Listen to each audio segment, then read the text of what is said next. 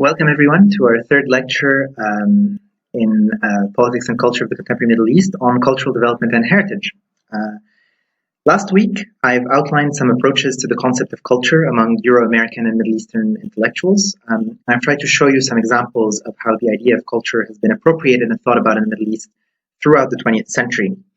I've also mentioned that while the idea of culture may seem quite abstract, it did have some practical consequences. And this week, I will talk about one such consequence, which is how cultural heritage has been engaged with by local, national, and international institutions in the region. So there are two things that I want you to get from today's lecture. First, I want you to know that there is no straightforward way to define cultural heritage across the Middle East. This is not just because the concept changes over time and in different contexts, but also because there are very many stakeholders involved in defining, preserving, and fighting over what counts as cultural heritage. It makes a big difference whether the people who decide over what counts as cultural heritage are community leaders or bureaucrats working in national and international institutions or businessmen who want to make money out of heritage initiatives.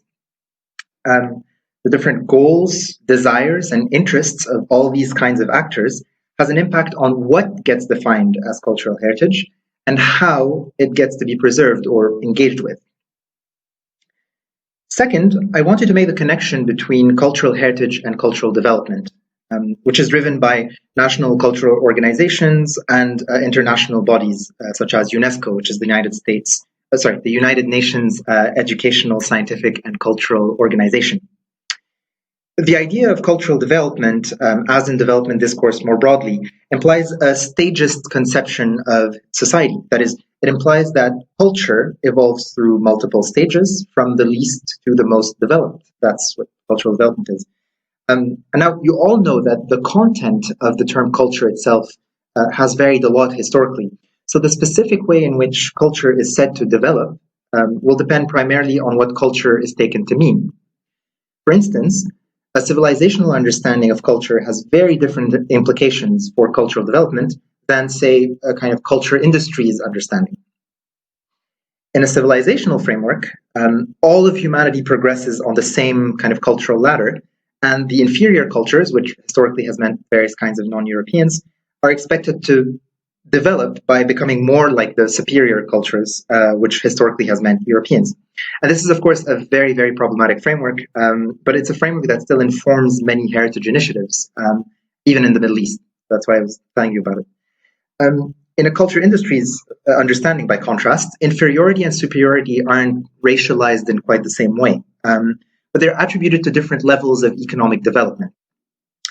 So cultural development happens when a smaller culture industry, let's say a small or inexistent film sector or a small tourism industry with little infrastructure, labor power, and capital, becomes a bigger industry, right? With better infrastructure, better skilled workers, more funding. That's taken as being development. So what are the implications in terms of cultural heritage? Well, under a civilizational definition, cultural heritage becomes a past stage within a larger progression, or in some interpretations, a regression, actually, towards the present stage of culture or civilization. And heritage initiatives become important here to demonstrate how the current nation is either the culmination of an illustrious past, or that it needs reforming to match the greatness of that past. So the practice of heritage preservation in this context becomes a way to understand different stages in the nation's development. Under an industrial definition, however, cultural heritage becomes an asset in need of economic development.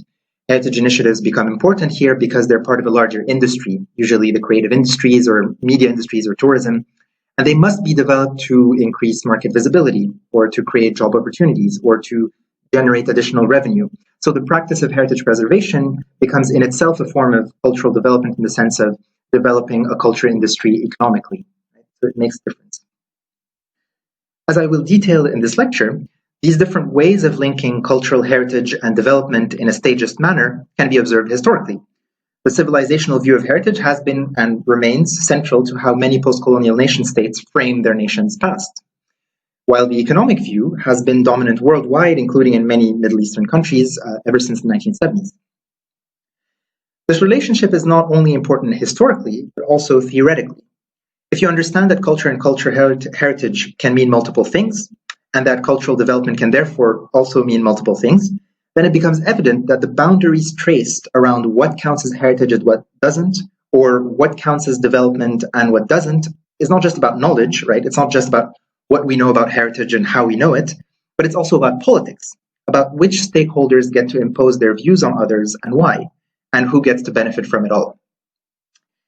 So today's lecture will be divided in 3 sections. First, I will talk briefly about cultural heritage as it is conceived by Arabic-speaking and Persian-speaking intellectuals as al-turath al-thaqafi in Arabic, or miras farhangi in Persian. There's an argument floating around in Euro-American heritage studies that the idea of cultural heritage is a Western invention which has been imposed via colonial knowledge-making practices on non-Western countries. This argument works well in some cases, but it doesn't work as well in many Middle Eastern countries, just because there's a long-standing intellectual tradition of thought and long-standing initiatives with an interest in something quite similar to cultural heritage, which is captured by words like turath or miras. And these debates and initiatives are obviously influenced by the Western ones ever since the 19th century, but they aren't entirely subsumed by the Western ones. That's important to bear in mind. And this goes back to the point I was making last week about how important it is to think about intellectual worlds within the Middle East and not just taking the region as an object of study. Second, I will give you a very broad and simplified historical overview of heritage initiatives in the region through 3 broad periods, the colonial period, the post-colonial period, and the neoliberal period. I will talk about the main distinguishing features of each era, while highlighting the changing understandings of heritage and cultural development that they implied. And third, I will dive into 2 case studies in more depth to illustrate how different stakeholders interact in heritage initiatives and to illustrate the connection between heritage and development. One is Lucia Folk's work on a heritage site called Nahr al-Kalb in post-civil war in Lebanon.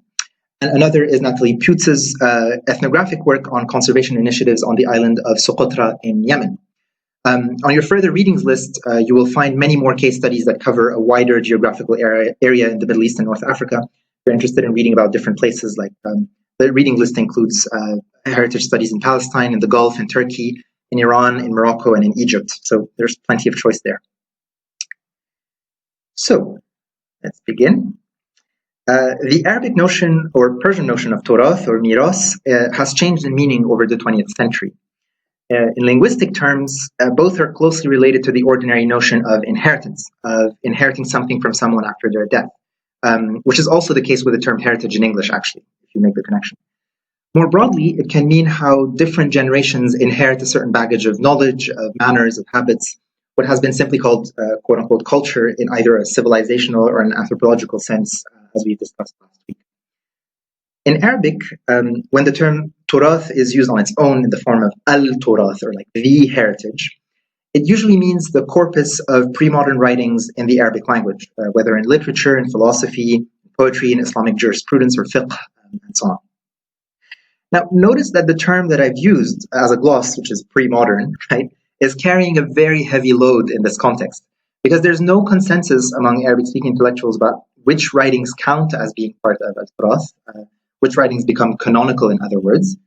And when exactly does Arabic writing become modern? When is it no longer turath and now modern writing, which is a huge historiographical question on its own.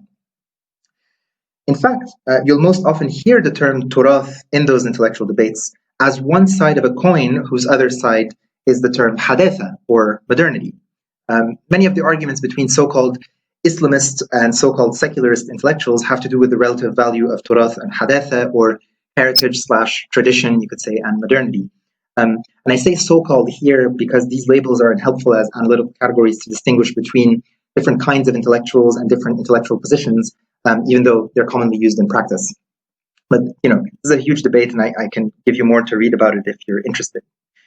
The disagreement, broadly speaking, is over whether or not turath is fixed and unchangeable, which more conservative intellectuals think about as a good thing, that it would be fixed and unchangeable, and the reformists or revolutionaries think about it as a bad thing, right? And whether hadatha brings net improvements into Arab societies or not, right? And answers to this latter question intersect in different ways with answers to the former. As I've said, I can give you more to read about this if you're interested. This disagreement, more importantly for our purpose, has practical consequences over national heritage institutions and many intellectuals who work there and how they define heritage and which preservation policies they pursue. So that's why I was telling you about this.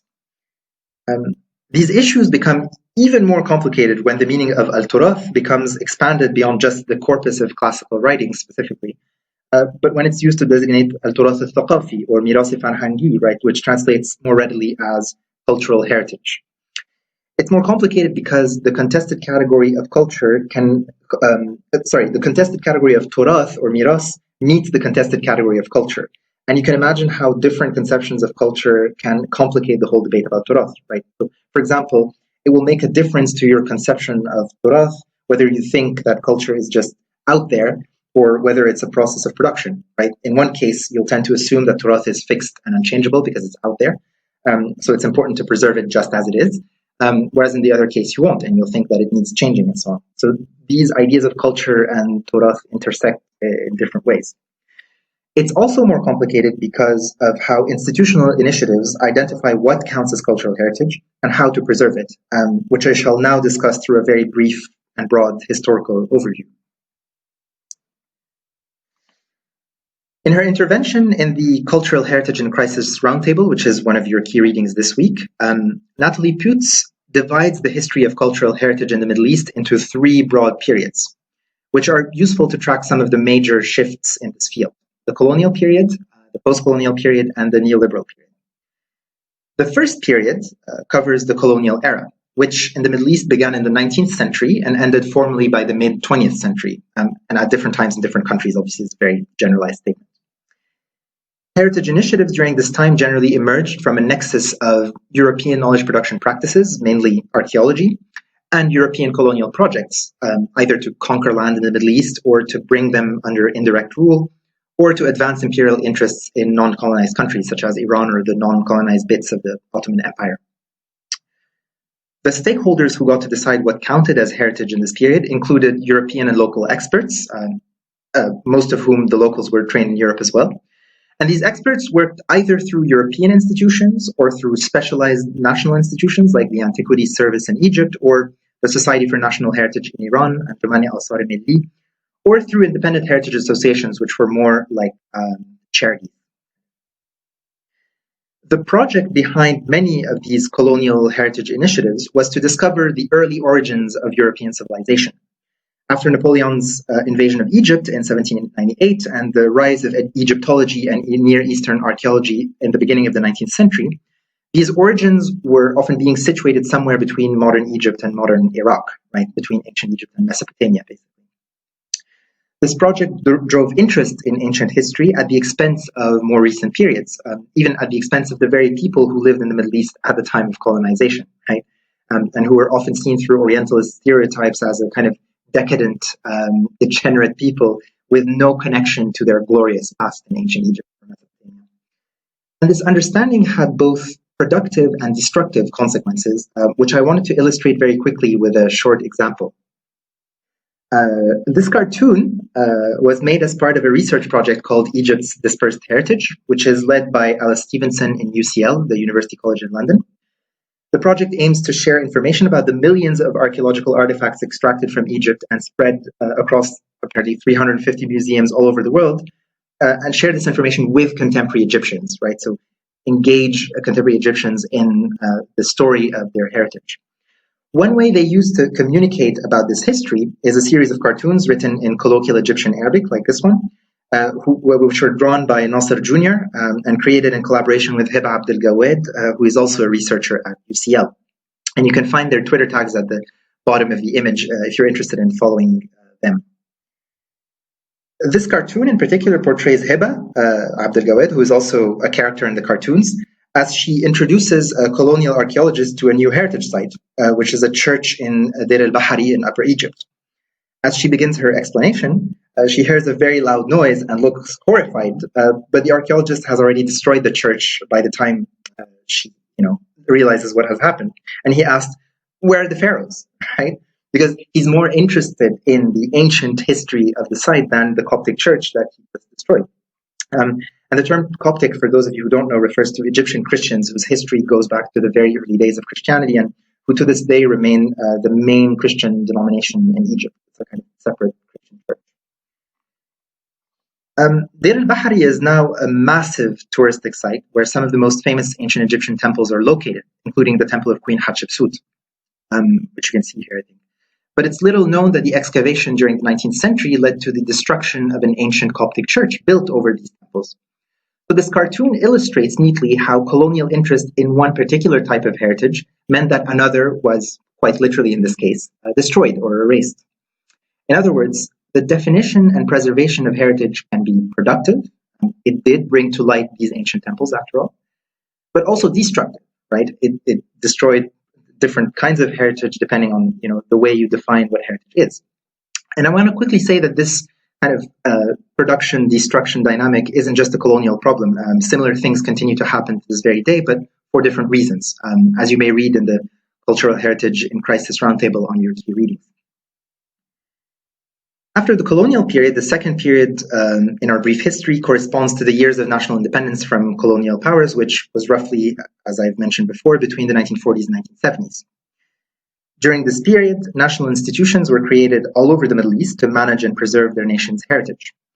These institutions often relied on the expertise and infrastructure developed during the colonial era, but they sought to orient heritage preservation towards recording the nation's glorious past through its physical traces. So focused on monuments, on archaeological sites, on museum objects.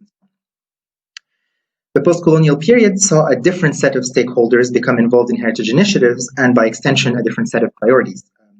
So first of all, there were efforts to sever European colonial control over heritage institutions, even if it was still common to appeal to European experts in archaeology and architecture and history. But the control was devolved to centralized cultural bureaucracies, right? And local independent heritage associations were either dissolved or integrated into those bureaucracies. And this is a period, if you remember, that where ministries of culture and antiquities started being created, and they often incorporated heritage institutions into the country's broader cultural policy. In addition, international organizations such as UNESCO, which was founded in 1945, became increasingly important in shaping the conversation about heritage and in coordinating multilateral efforts to preserve heritage, so international multilateral efforts. And this is an important contrast to the colonial period when there weren't these big coordinated international bureaucracies devoted to heritage. National and international institutions in this period often conceived of heritage as being in need of development, basically thinking that this heritage had been left in a sorry state, either by colonialism or by the very local people living next to it, and that it needed central state intervention with the support of international organizations to get preserved. In some ways, this understanding extended a colonial trope about how the locals were unable to take care of their own heritage. So, in the colonial time, it was the Europeans had to take care of it for them, whereas in the post-colonial era, it was often, the national institutions have to take care of heritage because people are going to ruin it otherwise. The idea was that cultural heritage would be a vehicle to raise the nation's awareness of its own glorious past and produce cultural development in this very specific sense, right? In the specific sense of helping the uneducated masses to become more educated about their nation and therefore to kind of help climb the cultural ladder towards a higher civilizational state. It's very much the notion that a lot of these institutions have. Now, in the third period, which begins roughly in the late 1970s and extends to this day, Putes calls it the era of deindustrialization and neoliberal restructuring, quote unquote, which is a shorthand for a number of transformations in global capitalism, mainly the shift of national European economies to high-tech and service industries, whereas manufacturing is pushed to certain non-European countries, all the while regulations protecting workers and social services are slowly eroded and substituted with the private sector. And this is a very rough sketch and doesn't really describe economic transformations everywhere accurately, especially in the Middle East. And I can give you more suggestions to read about what the era of neoliberalism means. But this is broadly the kind of transformation that happened. So what's distinctive about this era in terms of cultural heritage specifically is the commercialization of heritage. National post-colonial institutions were interested in preserving heritage as a means to create a coherent narrative about the country's glorious past, which also kind of justifies why the current government exists in the present. So investments in heritage projects at the time were seen as an end in itself, as with many investments in many areas of cultural production in the immediate post-colonial era. After the 1970s, these same institutions began thinking about heritage not just as an end in itself, as an important aspect of nation building, but also as an economic asset that can generate income, mostly by promoting tourism or heritage-based commodities. Now, this wasn't just a switch that flipped in the 1970s, as some people would make you think, as if all of a sudden people started realizing that heritage could be a commodity. There were people and businesses in previous eras across the Middle East who were lobbying state institutions to transform heritage into a touristic attraction, and wanted to encourage foreign investment into heritage, but national heritage institutions from the post-colonial era didn't really respond to these pressures on a regular basis until the late 1970s. I think that's a more accurate way of putting it. The commercialization of heritage gave additional weight to international institutions like UNESCO.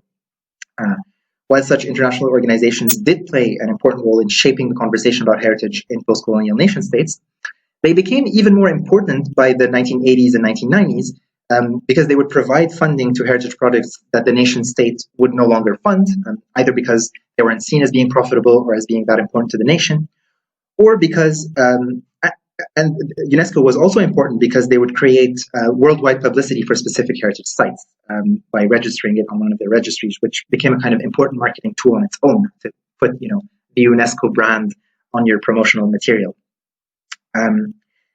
The commercialization and globalization of heritage coincided with a turn towards economic development in non-European states, what was called التنمية الاقتصادية in various Arab countries, or توسيع اقتصادي in Persian. The idea was no longer to develop the state's capacity to regulate the economy, but to turn all sorts of existing or emerging state initiatives into economic development projects on their own, including heritage initiatives. So what changes is not just the commercialization of heritage as such, but also the way in which development is thought about. No longer just a nation-building exercise, but an economic project as well. So let's look into our first case study to illustrate some of these points a bit more concretely. I've added Lucia Folk's article about Lebanon on your key readings because it encompasses a lot of the usual suspects in contemporary heritage very neatly, while problematizing the whole issue of whose memory gets to be commemorated, whose heritage is commemorated. Folk talks about a specific heritage site located at the mouth of Nahr al-Kalb, or Dog River, just north of Beirut. The site is located on a cliff next to the sea, which has been difficult to access historically, but now is paralleled by a highway road, which you can see in the bottom image to the left. The cliff contains around 23 inscriptions on stelae going as far back as Ramesses II, who's an ancient Egyptian pharaoh, all the way down to French Emperor Napoleon III, whose stela is on the bottom, and Bishar al-Khoury, the first president of independent Lebanon, whose stela is on top. Most inscriptions commemorate conquest, including the more recent British and French ones, until the last two inscriptions in Arabic, which you can see on top, where Lebanese politicians commemorated independence from France first, and then liberation of southern Lebanon in the year 2000. So, who are the stakeholders involved in this heritage site? In Folk's narrative, there are international organizations like UNESCO who agreed to register the site as part of their Memory of the World program. Then there are national institutions like the Lebanese Ministry of Culture or the Department of Antiquity who prepared the bid to register the site at UNESCO, but also take care of the site and make sure that to develop it as a touristic attraction, right? And make sure that it's economically attractive. Then there are Lebanese and European experts who produce different types of knowledge about the site, depending on what their discipline is. And here you might even include Lucia Folk herself, right, into that category. And lastly, there are the tourists and locals, about whom we don't really hear very much in this article, but they're another important party in the commemoration of Nahr al-Kalb implicitly. So given all these different stakeholders, you can see why there isn't a single uncontroversial memory associated to the site, right? According to UNESCO, the site is a kind of singular manifestation in human history, and it's meant to belong to all humans universally. Right?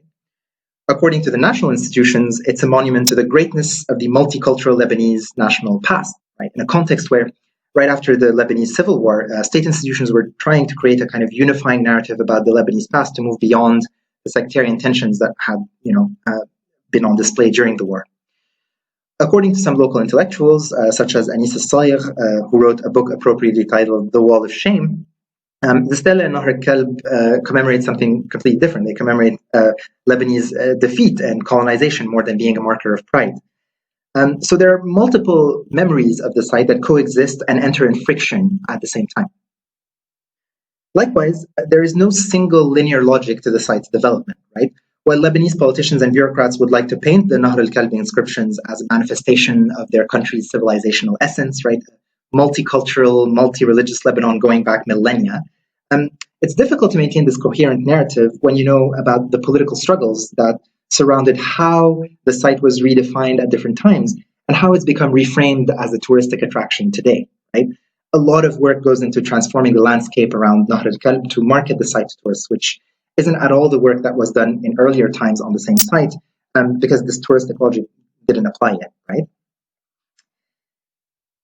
Folk doesn't really go in much detail about local inhabitants and how they engage with this heritage site. So we don't get much of a sense of how the site's reconfiguration by national and international institutions is received by the very people who visit the site or live in it.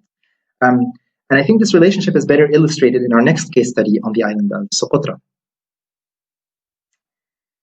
In her book, Islands of Heritage, Nathalie Putz examines the historical tensions between colonial, national, and international heritage initiatives, as well as local conservation practices in Socotra.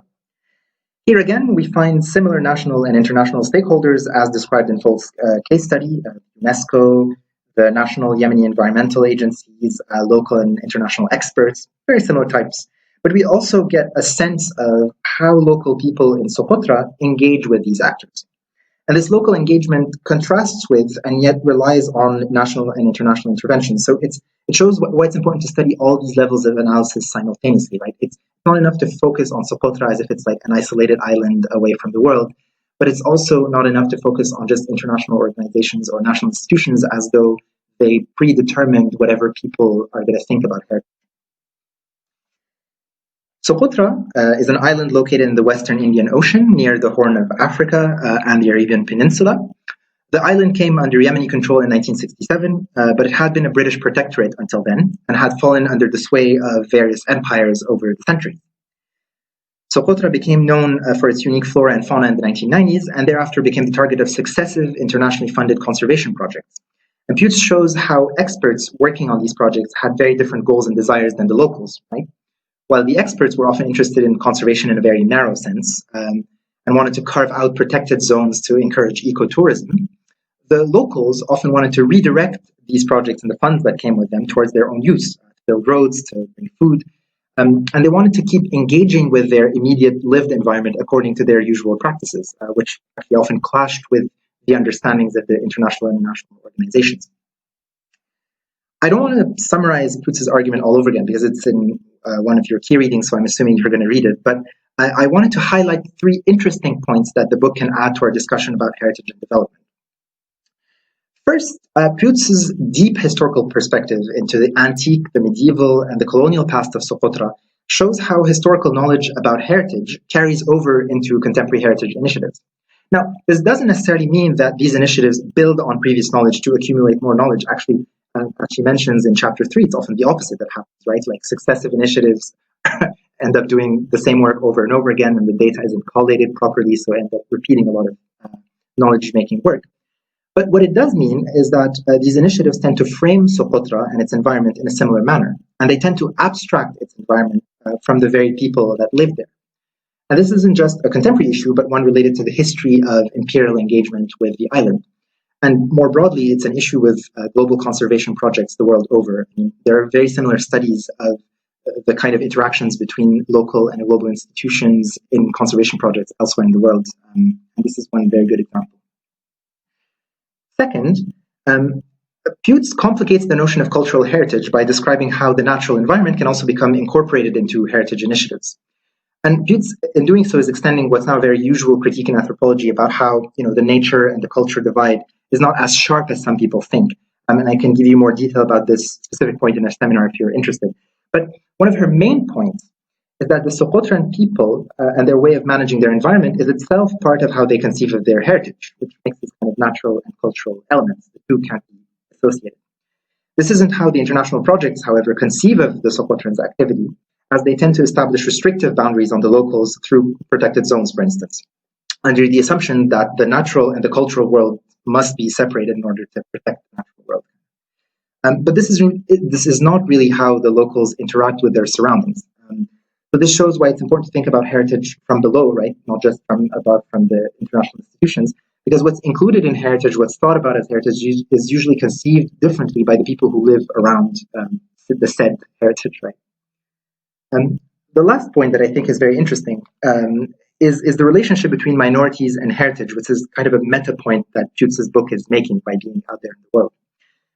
The heritage literature generally is dominated by majoritarian understandings of heritage, right? That is, by whatever nation states or international organizations conceive as heritage. And in both cases, it's often at the expense of smaller localized groups and their own visions of heritage. For instance, post-colonial Arab nation states invested much effort in establishing Arabness as a major pillar of national identity, right? Which is something that we saw last week, actually, when I mentioned the example of the Cultural Conference of the League of Arab States. But this interest in Arabness and insistence on it came at the expense of many ethno-linguistic minorities across the Arab world. Not just Socotra is a small example, there's very, very many more. And in the case of heritage, this came at the expense of valuing minority histories, which are often incorporated into national histories as an afterthought, if at all, and often with little consultation with local communities and their own versions of their own history. By highlighting a Socotran understanding of heritage, Putes brings into relief some assumptions about what heritage can mean in the context of Yemen, and how it can engage communities beyond the nation state, which we can discuss further in our seminar this week if you're interested. So, let's recapitulate the main points that I've covered today. I have begun with a brief discussion of Middle Eastern concepts of heritage as turath or miras. I've explained the broader connotations associated with these terms and how they can't be attributed in a straightforward manner to a European imposition. There have been and still are local intellectuals who engage with and theorize ideas of heritage outside the kind of Euro-American framing of heritage studies. Important to bear in mind. I went on to give you a brief history of heritage in the Middle East into three periods: a colonial one where heritage preservation was driven by European experts and institutions, a post-colonial one where heritage became an important tool of nation building, and a neoliberal one where heritage became a commercial enterprise. You should bear in mind that this periodization is too simplistic to apply evenly across the region. I really insist on this because, for example, Iran didn't go through a period of direct colonization, even though early archaeological initiatives drew a lot on European expertise. Likewise, just to give you another example, in many Gulf monarchies, the foundation of national heritage institutions happened in tandem with the commercialization of heritage. So these two things weren't historically separate processes, right? So it's important to bear that in mind. Finally, I have covered two case studies to illustrate two main points. Using Volk's study of Nahr al-Kalb in Lebanon and Putes's study of conservation in Socotra, I have shown how different stakeholders are involved in conceiving and shaping heritage initiatives, and how this involvement cannot be dissociated from politics.